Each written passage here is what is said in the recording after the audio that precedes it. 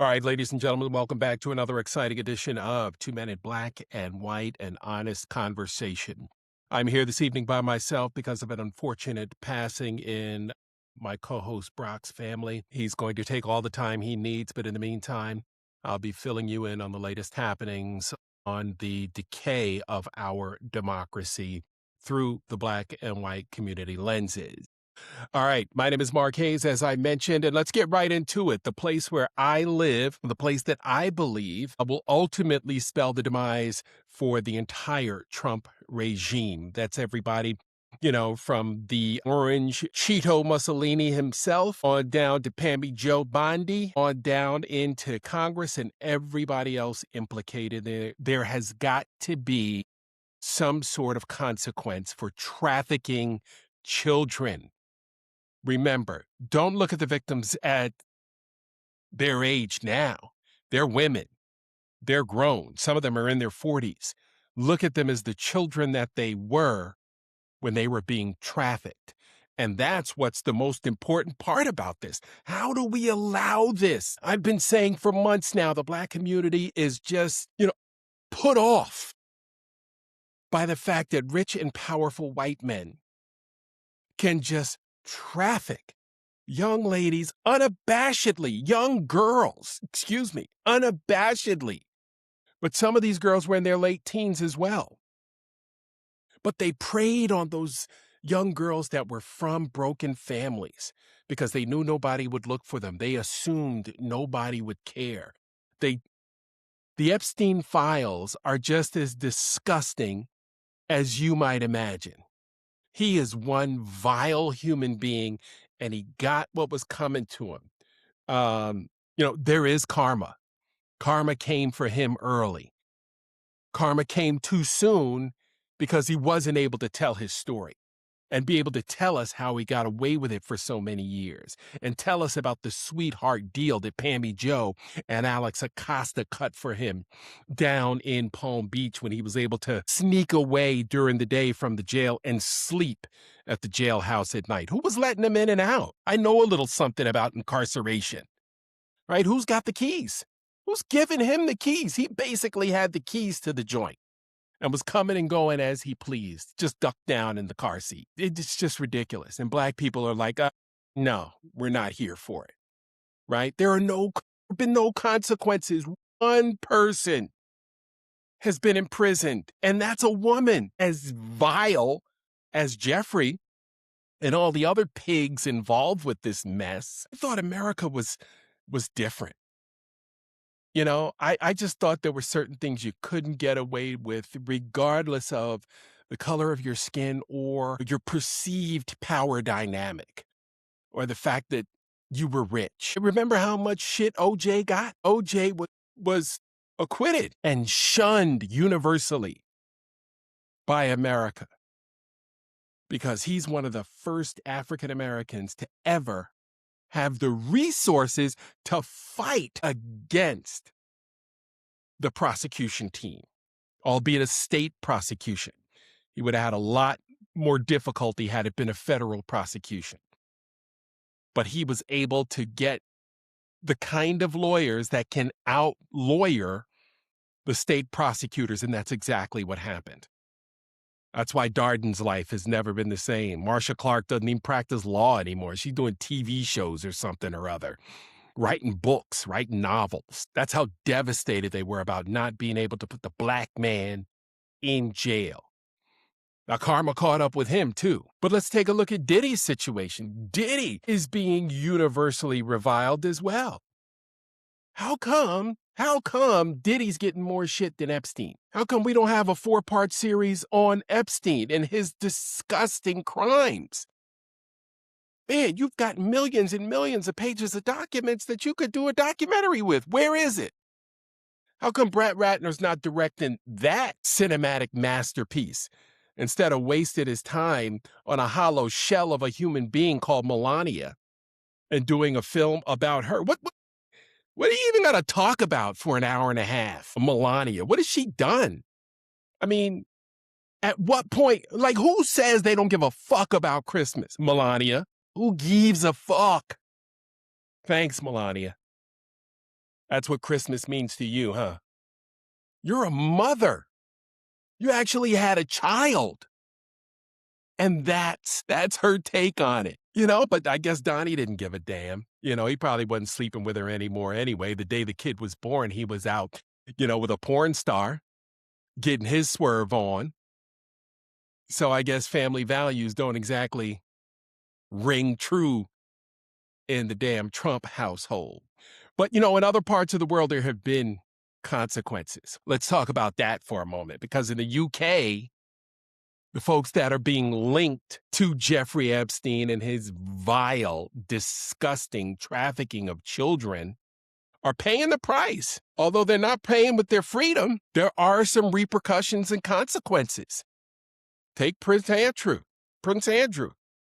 He had to move. He lost. The royal castle got stripped of his title. Now he's living in a much more meager castle. Also cost the Duchess. She's like, what did I have to do with this? Why do I have to go? By the way, we need to get a report on where she's living now, because she got kicked out along with Andrew. So, hey, you know what? When children are being trafficked, who cares if there's collateral damage, right? I'm sure the Duchess is doing just fine. With her contacts and her royalty, I'm sure she's doing just fine. But, the Epstein scandal has rocked the British government right down to the core. Peter Mandelson's relationship with Epstein, the child molester, the child trafficker, the vile human being that he was, threatens to topple the prime minister, because the prime minister brought Mendelsohn on, even though there were questions about his relationship to Jeffrey Epstein. At the time, the prime minister was vetting him, supposedly, and considering bringing him in to the administration over there.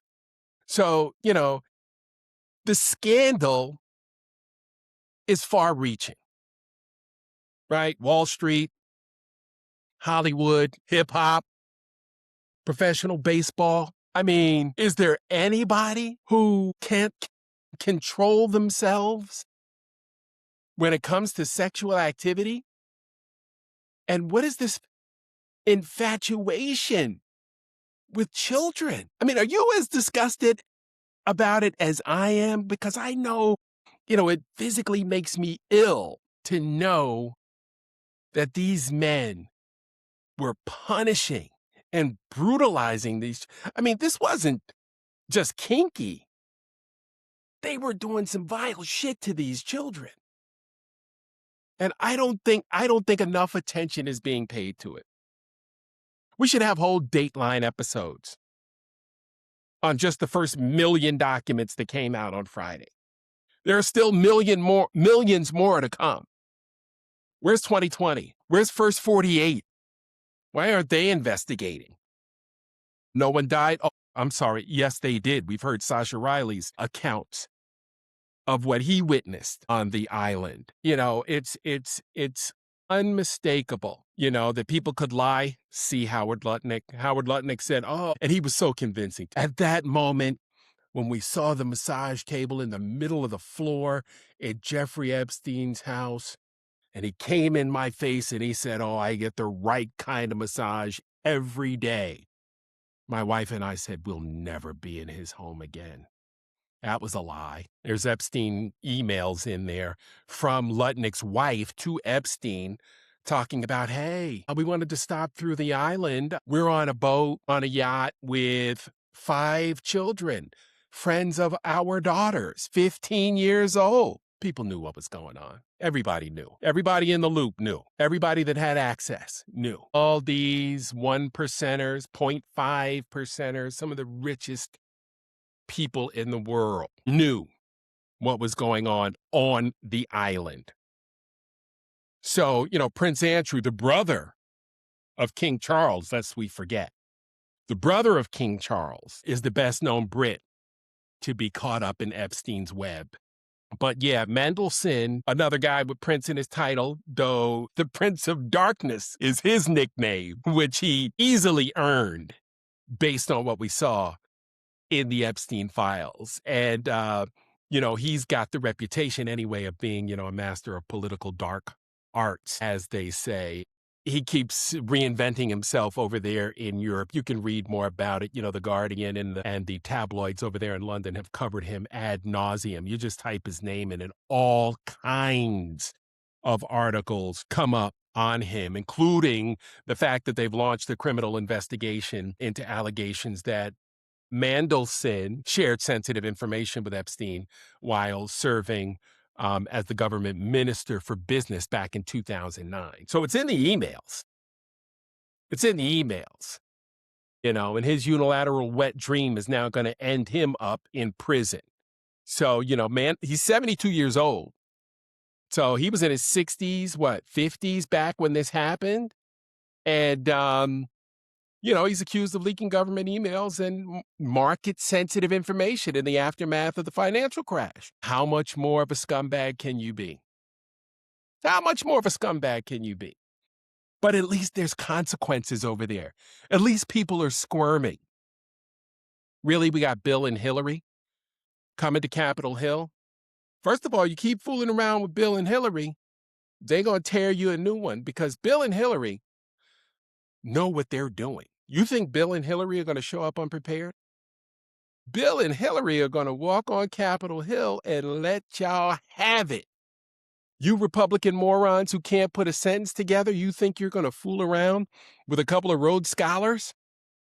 With a couple of people who wrote the playbook on how to handle scandal? You forget they used to call him Slick Willie. Bill got caught with his pants down on the campaign trail. See Jennifer Flowers. And still won the election and served 2 terms. Got caught playing games underneath the Resolute desk with Monica Lewinsky. Might I remind you of that scandal, which is baby shit compared to what Trump is doing. I mean, wow. Remember how mortified Republicans were with Bill Clinton for getting blown in the Oval Office? Wow. And think about what some of them are doing now. I mean, from children, child sex trafficking, to raping little boys. I mean, we've had scandal after scandal involving allegations of SA against Republican members of Congress. Where does it stop? When does it stop? And who do we go to get it to stop? I guess you folks at the voting booth will have to, figure it out for us. But those of you responsible for triple trumping, right? You voted for Trump in all 3 elections. You're triple Trumpers, right? You're the problem. You are the problem. Look at yourself in the mirror and tell yourself you are the problem. I did this. What's going on in Minneapolis? I did. Say it to yourself. I did this.